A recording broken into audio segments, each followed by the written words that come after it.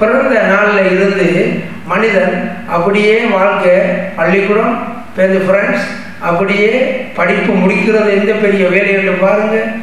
நல்ல ஒரு வேலை கிடைக்கணும், திருமணம், வாழ்க்கை, குழந்தை குட்டி, இப்படியே வீடு வாசல் வாங்குறது, இப்படியே மனுஷனுடைய வாழ்க்கை ஓடிக்கொண்டே இருக்கிறது.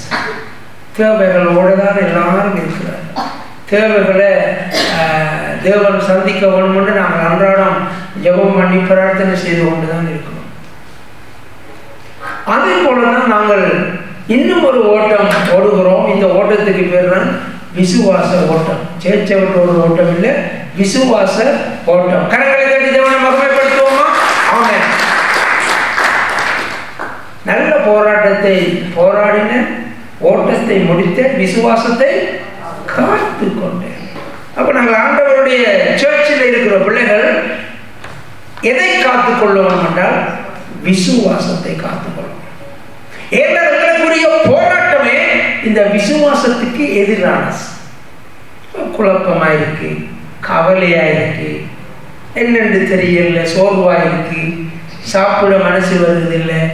எல்லாம் எதற்கு எதிரான அட்டாக்? விசுவாசத்துக்கு எதிரான அட்டாக். விசுவாசிக்கிறவன் பதறான். அதனால நானும் நீங்களும் விசுவாசத்தில் கட்டி எழுப்பப்படணும். அப்ப இந்த விசுவாச ஓட்டம் எங்கே போய் முடிகிறது? மனிதனுடைய வாழ்க்கை பிறப்பு மரணத்திலே முடிகிறது என்று நாங்கள் பார்க்கிறோம். ஆனால் அவனுடைய ஆவிக்குரிய விசுவாச ஓட்டம் எங்கே போய் முடிகிறது என்று சொன்னால், இயேசு கிறிஸ்துவுக்கு முன்பாக, நியாயஸ்தானத்துக்கு முன்பாக நாங்கள் நிற்கும் வரை ஓட வேண்டும். பிரியமானவர்களே, அவருடைய நியாய தீர்ப்பு நாளிலே, அவருடைய நியாயஸ்தானத்துக்கு முன்பாக நானும் நீங்களும் முன்பாக நிற்கும் வரை நாங்கள் ஓடிக்கொண்டிருக்க வேண்டும். பிரியமானவர்களே, மறக்கக்கூடாது. நியாய தீர்ப்பு உண்டு என்பதை மறக்கக்கூடாது. பிரியமானவர்களே, இயேசு கிறிஸ்துவுக்கு முன்பாக நிற்க வேண்டும். அதற்காகத்தான் நாங்கள் ஓடிக்கொண்டிருக்கிறோம் என்பதை மறக்கக்கூடாது. அந்த விசுவாசத்தோடு மாத்திரம் ஓடினால்தான் நாங்கள் ஜெயம் பெறுகிறவர்களாக இருக்க முடியும். கவனிப்போம். யோவான் 5:22 வாசிப்போம். அன்றியும் பிதாவை கனம் பண்ணுகிறது போல எல்லாரும் குமாரனையும் கனம் பண்ணும்படிக்கு பிதாவானவர் தாமே ஒருவருக்கும் நியாய தீர்ப்பு செய்யாமல் நியாய தீர்ப்பு செய்யும் அதிகாரம் முழுவதையும் குமாரனுக்கு ஒப்பு கொடுத்திருக்கிறார். அப்ப இந்த இடத்துல நாங்கள் பார்க்கின்ற காரியம், நியாய தீர்ப்பு செய்யும் அதிகாரம் முழுவதையும் குமாரனுக்கு ஒப்பு கொடுத்திருக்கிறார். கரங்களை கட்டி இயேசுவை மகிமைப்படுத்துவோம். ஆமென். குமாரன் இடத்துல இருக்கிறது அதிகாரம். அப்ப குமாரன் எனக்கும் உங்களுக்கும் என்ன செய்திருக்கிறார் என்றால், தம்முடைய ஜீவனை கொடுத்து என்னையும் உங்களையும் மீட்டிருக்கிறார். அது அவருடைய கிருபை. ஏன் அந்த இரத்தத்தை சிந்தினார்? ஏன் தம்முடைய ஜீவனை கொடுத்தார் என்றால், ஒரு நாள் அந்த நியாய தீர்ப்புக்கு முன்பாக அதற்கு முகம் கொடுக்கிற பிள்ளைகளாக நாங்கள் நிற்க வேண்டும் என்ற சத்தியம் இருக்கிறதை நாங்கள் கவனிக்க மறக்கக்கூடாது. அந்த ஒரு நாளுக்காகத்தான் ஆண்டவர் அந்த காரியத்தை செய்திருக்கிறார். இன்றைக்கு நாங்கள் எங்களுடைய பிள்ளைகள் படித்து யூனிவர்சிட்டிக்கு போய் பட்டம் வேண்ட வேணும் என்று நாங்கள் நினைப்போமா இருந்தால், நாங்கள் பிள்ளைகளுக்கு அன்றாடம் பல காரியங்களை, உதவிகள், ஒத்தாசைகளை நாங்கள் செய்கிறோம். படிக்கிறதுக்கு வேண்டிய காரியங்களை, அதற்கான ஆகாரத்தை, உறுப்புக்களை, பயண காரியங்களை எல்லாத்திலையும் நாங்கள் உதவி செய்கிறோமே. அந்த பட்ட படிப்பை முடித்து அவர்கள் அங்கே அந்த சர்டிபிகேட்டை வாங்குகின்ற நாளுக்காக, அதற்காக பெற்றோர்கள் தியாகம் பண்ணுகிறார்கள். எத்தனையோ பெற்றோர்கள் இந்த தேசங்களிலே அம்மாவும் அப்பாவும் வேலை செய்கின்றவர்கள் என்றால் அவங்க கட்டாயம் பிள்ளைகளுடைய யூனிவர்சிட்டி செலவெல்லாம் அவங்க சொந்தமாக செலவழிக்கணும். பெரும்பான்மையான காசு, இரவும் பகலும் அவங்க எத்தனையோ காரியங்களை மிச்சம் பிடித்து தான் அந்த பிள்ளைகளை படிப்பிச்சு உருவாக்குறாங்க. அதே போலத்தான் இயேசு கிறிஸ்து நியாய தீர்ப்பு நாளுக்காகத்தான் எனக்கும் உங்களுக்கும் கிருபை பாராட்டி கொண்டிருக்கிறார். கரங்களை கட்டி இயேசுவை மகிமைப்படுத்துவோம். ஆமென். அவருடைய கிருபை எதற்காக என்றால் அந்த நாளுக்காக. அந்த நாளில் பிறகு இயேசு என்னை உங்களை பார்த்து அழுது கொண்டிருக்க மாட்டார். ஐயோ இந்த தம்பியா வந்திருக்கிறார் என்று அவரெல்லாம் யோசிக்க மாட்டார். அங்கே இருந்தால் அவர் வேறையா. அதனால தேவ ஜனமே, நம்முடைய விசுவாச ஓட்டம் அதை சிந்திக்கிறதாக அந்த சிந்தையோடு ஓட வேண்டும் என்பதை மறக்கக்கூடாது. கவனிப்போம் ரோமர் 2:6-7. தேவன் அவன் அவனுடைய கிரியைகளுக்கு தக்கதாய் அவன் அவனுக்கு பலன் அளிப்பார். சோர்ந்து போகாமல் நற்கிரியைகளை செய்து மகிமையும் கனத்தையும் அழியாமையும் தேடுகிறவர்களுக்கு நித்திய ஜீவனை அளிப்பார். ஆண்டவர் 6ஆம் வசனத்திலே தெளிவாக சொல்லுகிறார், அவனவனுடைய கிரியைகளுக்கு தக்கதாக பலன் இருக்கிறது. நானும் நீங்களும் எதை விதைக்கிறோம் அதற்கான பலன் இருக்கு. நானும் நீங்களும் பாவத்தை விழுங்குகிறவர்களாக இருக்கிறோமா?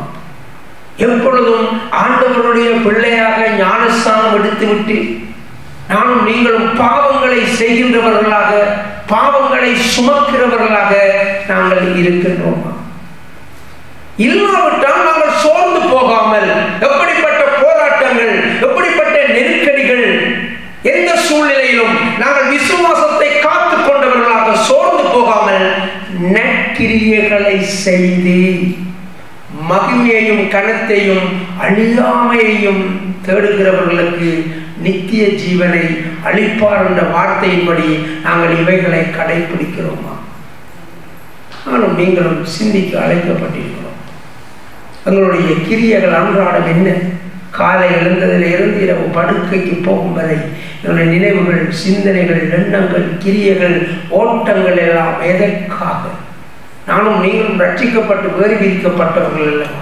எங்களுடைய சிந்தனைகள், நினைவுகள், எண்ணங்கள், கிரியைகள் எல்லாம் எப்படி இருக்க வேண்டும்? பிரியமானவர்கள், தேவனுக்கு பிரியமான காரியங்களே அல்லவா? மகிமை, கனம், அழியாமையை தேடுகின்றவர்களாக அல்லவா இருக்க வேண்டும்? மறந்து போகக்கூடாது. இந்த காரியங்களை ஆவியானவர் நம்மோடு பேசிக்கொண்டு இருக்கிறார். கவனிப்போம். யாக்கோபு 2:13. ஏனென்றால் இரக்கம் செய்யாதவனுக்கு இரக்கம் இல்லாத நியாய தீர்ப்பு கிடைக்கும். நியாய தீர்ப்புக்கு முன்பாக இரக்கம் மேன்மை பாராட்டும். அப்ப இந்த நியாயாசனத்துக்கு முன்பாக இயேசு கிறிஸ்து அதிலே இருக்கும் பொழுது, நாங்கள் அவருக்கு முன்பாக நிற்கும் பொழுது எது அவரை டிஸ்டர்ப் பண்ணுது என்று சொன்னால் இரக்கம். ஏனென்றால் இரக்கம் செய்யாதவனுக்கு இரக்கம் இல்லாத நியாய தீர்ப்பு கிடைக்கும். நியாய தீர்ப்புக்கு முன்பாக இரக்கம் மேன்மை பாராட்டும். கரங்களை தட்டி தேவனை மகிமைப்படுத்துவோம். ஆமென். இரக்கம் என்று சொன்னால் நீங்கள் நினைக்கக்கூடாது இயேசு கிறிஸ்து அந்த சிங்காசனத்தில் இருந்து கொண்டு ஐயோ பாவம், இவ்வளவு பாவம் பணியை செய்து கொண்டான். அந்த இரக்கம் கிடையாது. எங்களுடைய வாழ்நாளில நாங்கள் மற்றவர்களுக்கு இரக்கம் செய்திருக்கிறோமா, இறங்கி இருக்கிறோமா? அந்த பலன் தான் இங்கே குறுக்காக வந்து நிற்கும். எங்களை நரகத்துக்குள்ளே தள்ள விடாமல் அதுதான் குறுக்காக வந்து நிற்கும். அப்ப இந்த இரக்க சுபாவம் வந்து இருக்கிறது. எங்கே இருந்து வந்தது என்று சொன்னால் எங்களுடைய பெற்ற தகப்பனிடத்திலே இருந்து வந்திருக்க வேண்டும். அவர்தான் பிதாவானவர், அவர்தான் இரக்கத்தை காண்பித்தவர். ஆகவே நாங்கள் பார்க்க வேண்டிய காரியம் இந்த இரக்கம் தான். இயேசு கிறிஸ்துவினுடைய நியாய தீர்ப்பு நாளிலே எனக்கும் இயேசு கிறிஸ்துவுக்கு நடுவாக நிற்க போகின்ற காரியம். நாங்கள் இறங்கி உதவி செய்கிறோம், இறங்கி அன்பு பாராட்டுகிறோம், இறங்கி போஷிக்கிறோம். இதுதான் அந்த இரக்கம். அங்கே மேன்மை பாராட்டுதான் பெரிய விஷயமா இருக்கு.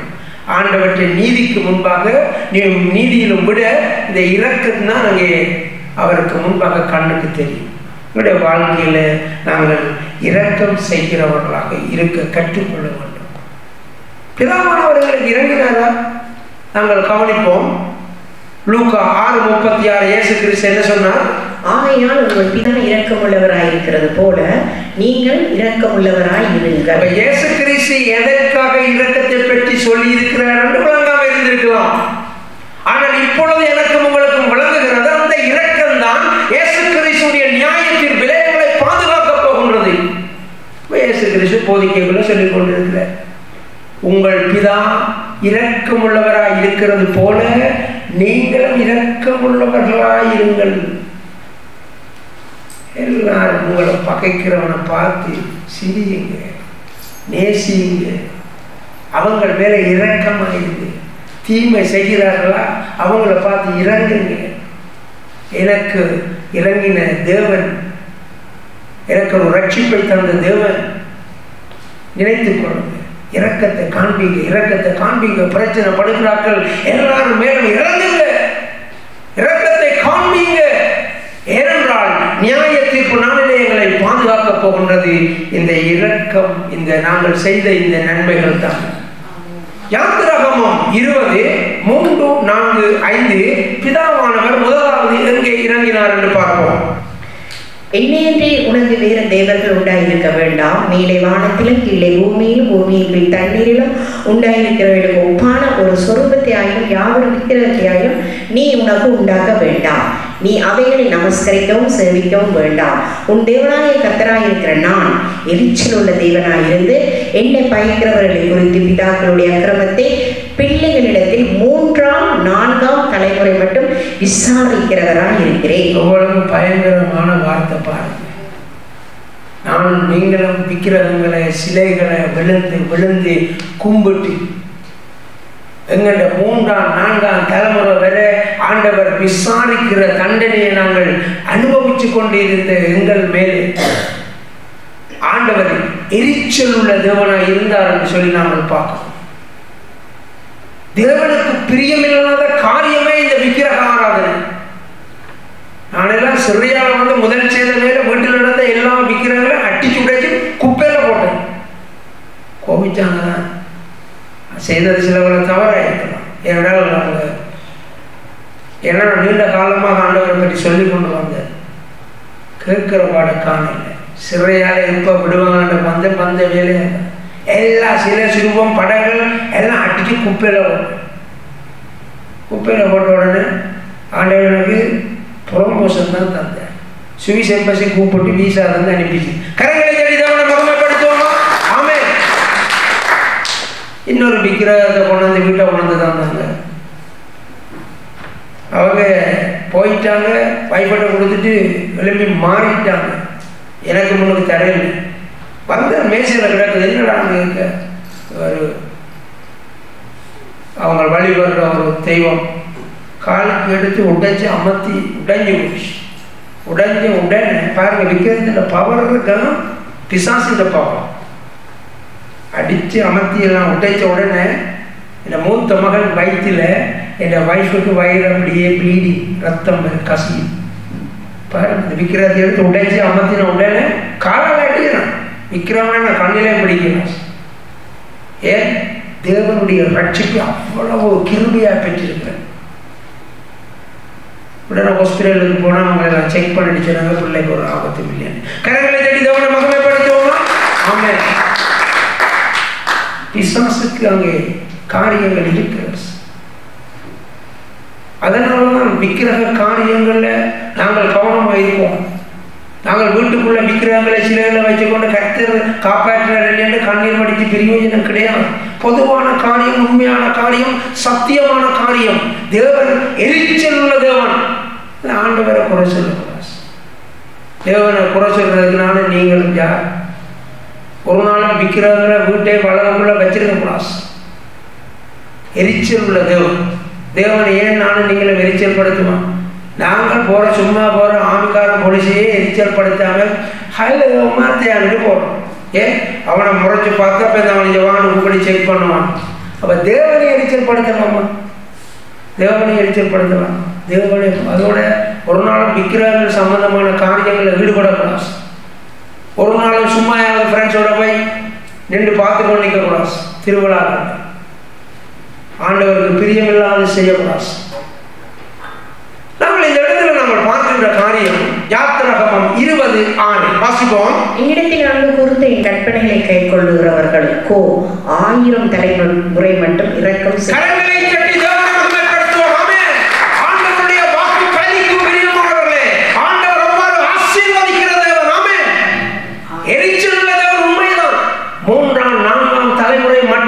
முடிஞ்சு. ஆனால் உண்மையாக ஆண்டவரை நாங்கள் அன்பு கூர்ந்து அவருடைய கட்டளைகளை கடைபிடிப்போமா இருந்தால் 1000 தலைமுறை மட்டும். ஆமென். பயப்படக்கூடாது. உங்களுடைய பிள்ளைகள், உங்களுடைய பிள்ளைகளுடைய பிள்ளைகளுடைய சந்ததிகள் ஆசீர்வதிக்கப்படும். இந்த ஐரோப்பிய தேசம், அமெரிக்கா, ஆஸ்திரேலியா எப்படி வளர்ச்சி அடைந்தது?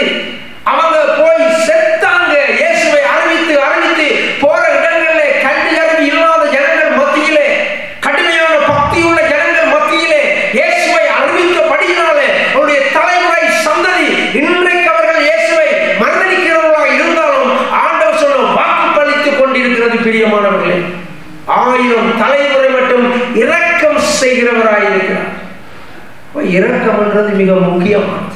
தண்டனைகள்ல இருந்து எங்களை தப்புவிக்கிறது.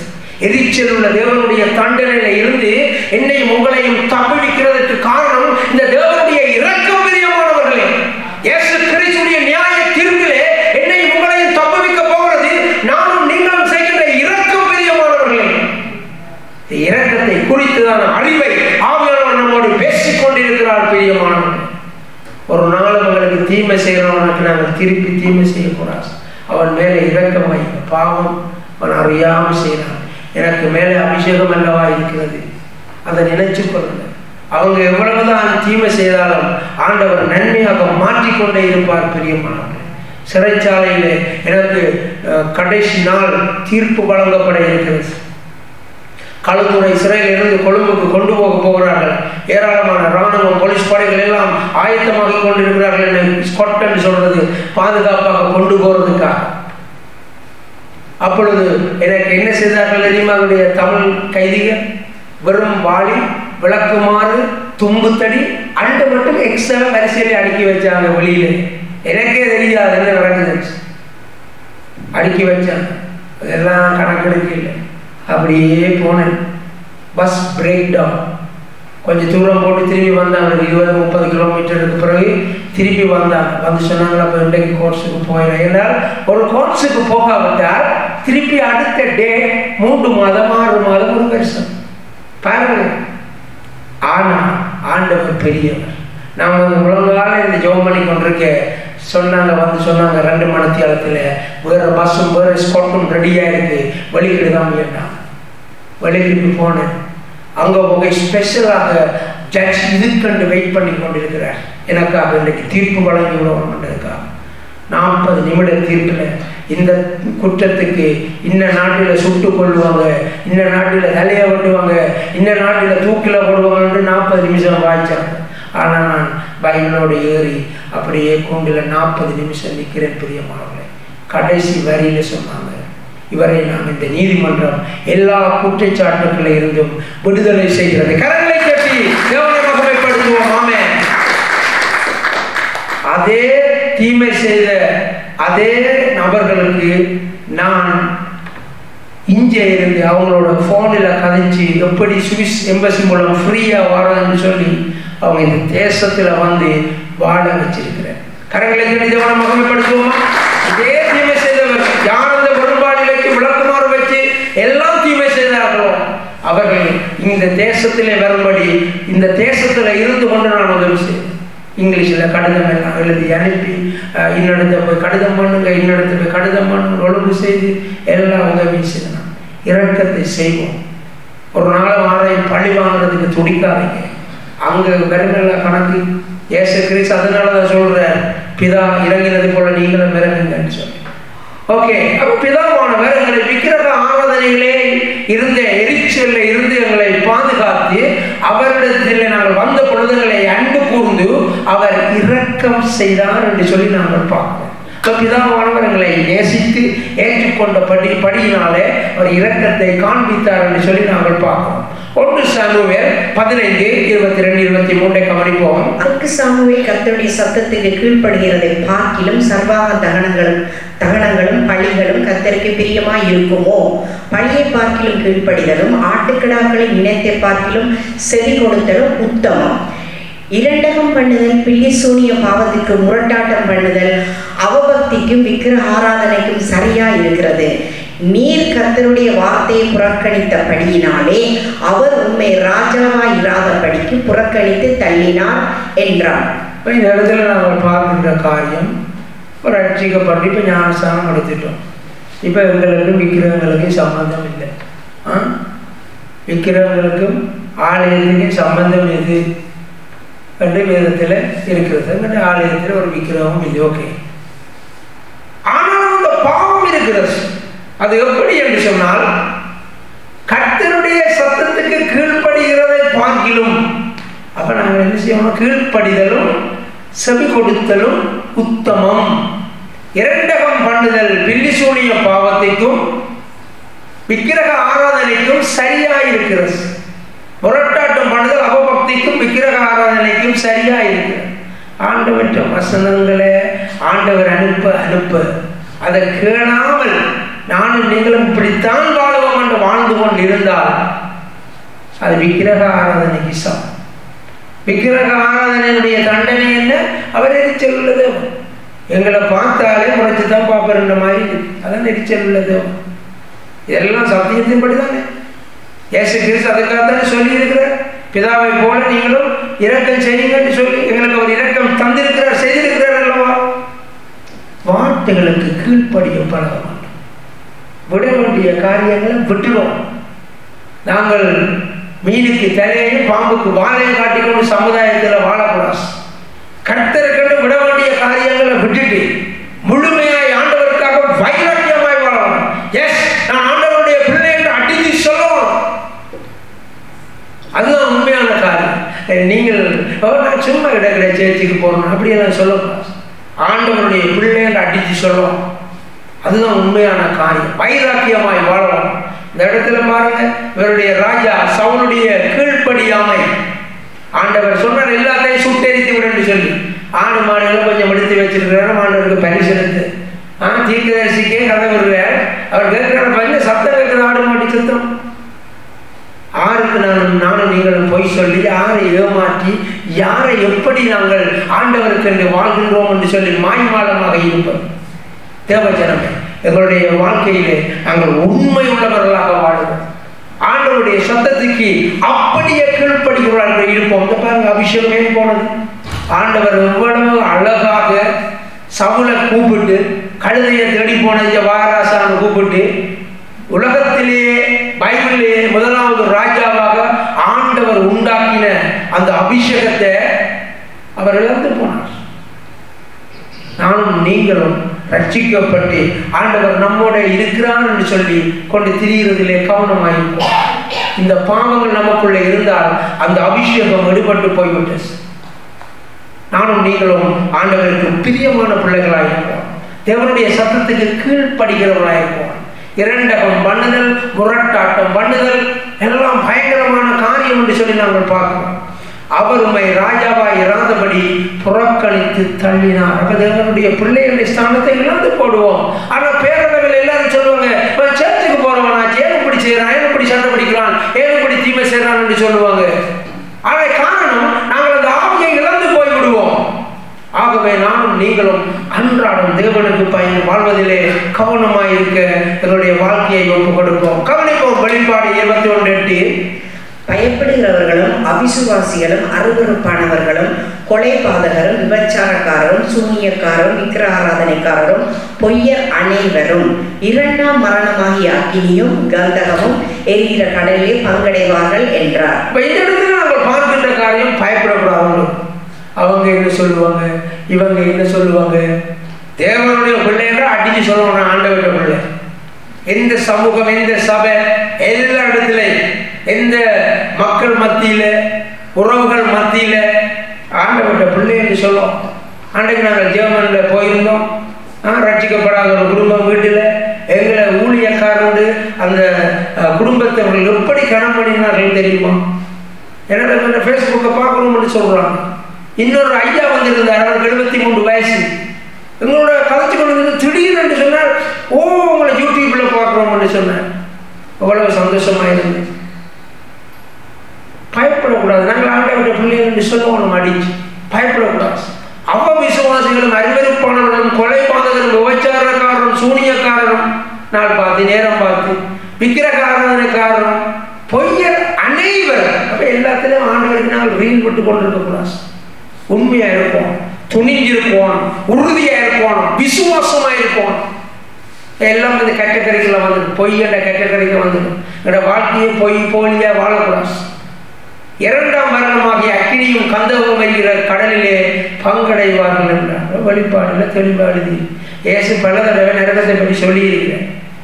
அக்கினி இருக்கிறது, இருள் இருக்கிறது, புழுக்கள் இருக்கிறது, பற்கடிப்பு இருக்கிறது. என்னென்னலாம் வந்து கடிக்குமா இனி போனால் தானே தெரியும். அப்படியா? அப்போ நாங்கள் ஒரு நேரம் போக மாட்டோம். கரெக்டில் தெரிஞ்சவனை மகப்படுத்துவோமா? ஆமே என்று சொல்லக்கூடாது. என்ன கடிக்குதுன்னு சொல்லக்கூடாது. ஆண்டவர் ஜீசஸ் சொல்லி இருக்கிறார். இயேசு கிறிஸ்து சொல்லி இருக்கிறார். ஓகே, ரோமர் 1:33 கவனிப்போம். உணர்வில்லாதவர்களுமாய், உடன்படிக்கைகளை மீறுகிறவர்களுமாய், சுபாவ அன்பில்லாதவர்களுமாய், இணங்காதவர்களுமாய், இரக்கம் இல்லாதவர்களுமாய் இருக்கிறார்கள். நாங்கள் பார்க்க வேண்டிய காரணம், ஒருவன் எங்களை ஃப்ரேங்கில் நடப்போம், 1000 ஃப்ரேங்க் ஒரு ஆளுக்கு கொடுக்கணும். 1000 இல்லை 10000 ஃப்ரேங்க் என்றால் 19000 12000 இன்னும் 10000 ஃப்ரேங்க் கொடுக்கணும். கொண்டு வா, ஆளை கொண்டு வந்தாச்சு, மனுஷ பிள்ளைகளாம் கொண்டு வந்தாச்சா, எல்லாரும் அடைச்சி வை, காசு தர வெளியில போயிடலாம் சொல்லிட்டார் பாஸ். ஐயா மன்னிச்சுக்கொள்ளுங்க ஐயா, நாங்கள் விடுங்க, நாங்கள் கொஞ்சம் கொஞ்சமாக தாரோம். அவன் அவர்களை விடுதலை பண்ணி கடனையும் மன்னித்து விட்டான். கரங்களை தட்டி அவனை மகிமைப்படுத்துவோமா? இப்ப விட்டவர் வெளியில போற, அவருக்கு 100 ஃப்ரேங்க் கொடுப்பான். அவனை போய் களத்தில் பிடிச்சி உழுக்க போட்டாச்சு, போலீஸ்ல சொல்லி உழுக்க போட்டாச்சு, 100 ஃப்ரேங்க் தரவில்லை. இது இந்த முதல் விடுதலை செய்த போஸ்ட் கேள்விப்படுறேன், அந்த போஸ்ட் கேள்விப்பட்டு இப்ப ஆளை பிடிச்சி உழுக்க போட்டாச்சு, முழுக்க தந்து முடியும் வரை நீ வெளியில போயிடலாம். இதுதான் பிதாவானவர் எனக்கும் உங்களுக்கும் பாராட்டின இரக்கம். அவர் பாராட்டின தயவு பெரிது, அவர் பாராட்டின இரக்கம் பெரிது, இரக்கத்தில் ஐஸ்வர்யம் உள்ளவர். ஆனா நாங்கள் இந்த மனுஷனை மன்னிக்க முடியாம இருக்கோம். மன்னிப்போம், இரக்கம் செய்வோம். இரக்கம் தான் நியாய தீர்ப்பில் முன்னுக்கு வந்து நிற்க போதுன்றதை மறக்காதீங்க. இரக்கத்தை நாங்கள் மறக்கக்கூடாது. கடைசி நாட்களில் உணர்வில்லாதவர்களுமாய், உடன்படிக்கைகளை மீறுகிறவர்களுமாய், ஓம் என்று சொன்னதை செய்யாமல் அன்பில்லாதவர்களுமாய், இணங்காதவர்களுமாய், இரக்கம் இல்லாதவர்களுமாய் இருக்கிறார்கள். கடைசி நாட்களில் இருப்பார்கள், அவங்க இருப்பாங்க. ஆனால் நானும் நீங்களும் அப்படி இருக்கக்கூடாது. உலகத்திலே எந்த ஆவிக்குரிய சபையில இப்படிப்பட்ட மனிதர்கள் இருக்கக்கூடாது, தேவ பிள்ளைகள் இருக்க முடியாது. அதுதான் உண்மை. நம்முடைய வாழ்க்கையை ஒரு விசை கொஞ்சம் ஆராய்ந்து பார்க்க ஆவியானவர் அழைக்கிறார். யாக்கோபு 2:15 ஒரு சகோதரனாவது சகோதரியாவது வஸ்திரம் இல்லாமலும் அணுதின ஆகாரம் இல்லாமலும் இருக்கும் போது உங்களில் ஒருவன் அவர்களை நோக்கி, நீங்கள் சமாதானத்தோட போங்கள், குளிர் காய்ந்து பசியாருங்கள் என்று சொல்லியும் சரீரத்திற்கு வேண்டியவர்களை அவர்களுக்கு கொடாவிட்டால் பிரயோஜனம் என்ன? அப்ப உறுப்புகள் எல்லாம் இல்லை, குளிர் தேசத்துல கஷ்டத்தோடு இருக்கிறார்களை பார்த்து உங்களுக்காக நாங்கள் ஜபிக்கிறோம், சபையோட நாங்கள் ஜபிக்கிறோம், இன்னும் 3 சபைக்கு சொல்லி ஜபிக்கிறோம்னு சொல்றதா, அல்லது 2 உறுப்பை வேண்டி பழைய உறுப்பினாலும் அடுத்து முதல் கொடுக்குறதா முக்கியமான விஷயம்.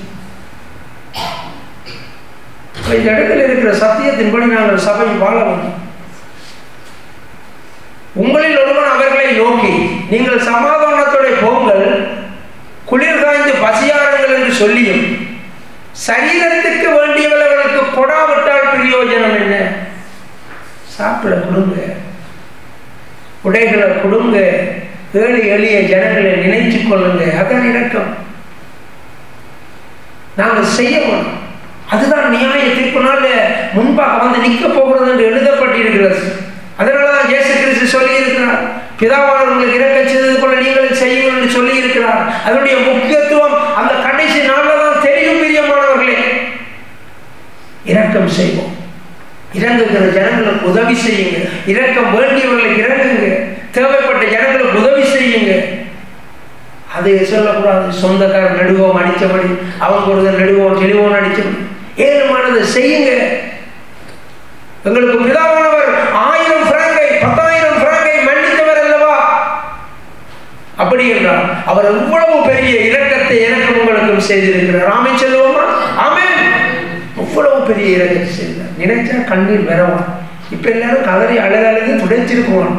ஆண்டவர் செய்த இரக்கத்தை நினைச்சு, உண்மை, அதான் உண்மையான விஷயம். அதனால ஆண்டவருடைய சமூகத்துல இந்த உதவி செய்கிற காரியங்கள், இறங்குகிற காரியங்கள்ல கவனமாய் இருப்போம். இந்த வார்த்தையை எடுத்துக்கொண்டு நாங்கள் கவனமாய் ஜாக்கிரதையாய் வாழ்வோம். 2 வார்த்தைகள் வாசிப்போம். யூதா 1:21. தேவனுடைய அன்பிலே உங்களை காத்துக்கொண்டு நித்திய ஜீவனுக்கு எதுவாக நம்முடைய கர்த்தராகிய இயேசு கிறிஸ்துவினுடைய இரக்கத்தை பெற காத்திருங்கள். தேவனுடைய அன்பிலே உங்களை காத்துக்கொண்டு நித்திய ஜீவனுக்கு ஏதுவாக, அதை பற்றி நாங்கள் சிந்திக்கிறீர்கள். நித்திய ஜீவனை பற்றி சிந்திக்கிறீர்கள். சிந்தித்தால் இவ்வளவு சபையில் 1000 சண்டைகள் எப்படி வருது? எங்களுடைய சபையில் கர்த்தருக்கு ஸ்தோத்திரம் இல்லை, உண்மையில இல்லை. சண்டை பிடிக்க வாங்கடான்னு சொன்னாலும் வாங்க, கர்த்தருக்கு ஸ்தோத்திரம். கரங்களை தட்டி எவ்வளோ மகிமைப்படுத்துவோமா? ஆனால் கவலையாக இருக்கிறோம். திருச்சபைகள் ஏன் இப்படியான காரியங்கள்? என்னால் நித்திய ஜீவனை பற்றி சிந்திக்கிறது இல்லை, பயங்கரமான காரியம் என்பதை சிந்திக்கிறது இல்லை, அதற்காகத்தான் சபையில சேர்த்துக் கொள்ளப்பட்டோம் என்பதை சிந்திக்கிறது இல்லை. நித்திய ஜீவனுக்கு ஏதுவாக நம்முடைய கர்த்தராகிய இயேசு கிறிஸ்துவுடைய இரக்கத்தை பெற காத்துங்கள். ஆற்ற இரக்கத்தை இயேசுனால அவரும் இருக்க போறார் அந்த கவலையில். அவருடைய இரக்கத்தை பெறுவதில் நாங்கள் கவனமாக இருக்கிறோம். அவர் விரும்புகிறபடி நாங்கள் இரக்கத்தை காண்பிக்கணும். சத்துருக்களை என்ன செய்யுங்கள்? சிநேகியுங்கள் என்று சொல்லியிருக்கிறேன். ஏழுமோ சத்துருக்களோட கலைக்காம இருந்தட எல்லாரும் இருப்போம். என்ன உண்மையா பொய்யா? அந்த பக்கமே தலை வச்சு படுக்க மாட்டோம், இதுதான் சாப்பிடுறது. ஆனால் சத்துருக்களை சிநேகிகள் ஏழுமா ஜீசஸ் சொல்லி இருக்கிறார், செய்வோம். ஓகே, வாசிப்போம். ரோமர் 2:6-7. தேவன் அவனவனுடைய கிரியைகளுக்கு தக்கதாய் அவனவனுக்கு பலன் அளிப்பார். சோர்ந்து போகாமல் நற்கிரியைகளை செய்து மகிமையையும் கனத்தையும் அழியாமையும் தேடுகிறவர்களுக்கு நித்திய ஜீவனை அளிப்பார். அதனால நாங்கள் சோர்ந்து போகாமல் நற்கிரியைகளை செய்வோம், மகிமையும் கனத்தையும் அழியாமையையும் தேடுவோம், நித்திய ஜீவனை நாங்கள் பெற்றுக்கொள்வோம். எல்லாரும் எழுந்து நிற்போமா ஆண்டவருடைய சமூகத்தில்? வந்து பாருங்கள்.